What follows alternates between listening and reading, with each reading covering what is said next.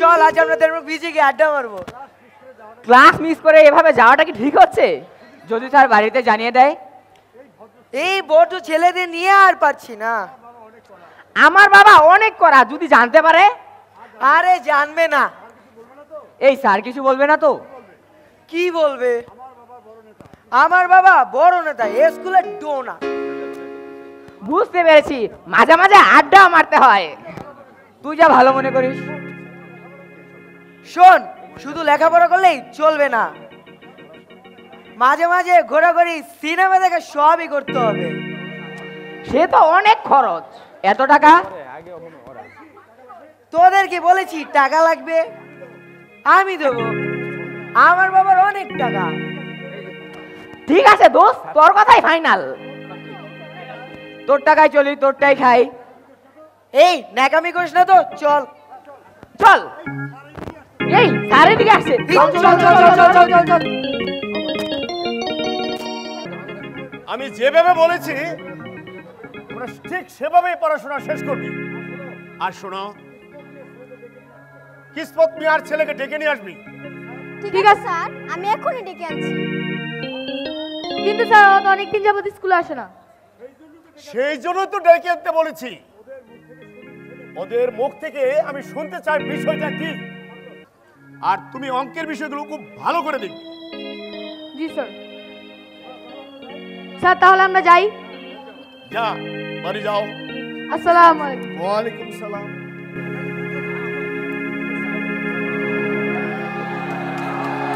আসসালামু আলাইকুম স্যার। ওয়ালাইকুম সালাম। কি ব্যাপার, তোমরা কয়েক মাস যাবত স্কুলে আসো না? স্যার আমাদের পারিবারিক সমস্যা আছে। একটু খুইলা দে। কি হয়েছে? তোমার বাবাকে অনেকদিন দেখি না। সমস্যাটাই বাবা। আরে খুলে বলবে তো, কি করেছে তোমার বাবা? বাবা মায়ের সাথে ঝগড়া করে। সে আর নতুন কি, এই ঝগড়াঝাটি কতটা যে ক্ষতিকর তা তোমার বাবা বোঝে না। স্যার এবার শুধু ঝগড়াই করে না, মায়ের সাথে জেদ করে শহরে চলে গেছে আর বলে গেছে এর প্রতিদান দিতে হবে। এখন তাহলে তোমাদের চলছে কিভাবে? স্কুলের অনেক দিনের বেতন বাকি। বেতন তো দূরের কথা, ঠিক মতো খাওয়াতেই বন্ধ হয়ে গেছে। ঠিক আছে, তোমাদের জন্য আমি কি করতে পারি দেখি। ছাত্রছাত্রী কল্যাণ ফাউন্ডেশন থেকে আমি তোমাদের বৃত্তির ব্যবস্থা করে দেব। স্কুল আসা বন্ধ করো না। এখন আসি স্যার। আসসালামু আলাইকুম। ওয়ালাইকুম আসসালাম। সরি। এই কিসমত মিয়ার সংসারে আর শান্তি হলো না।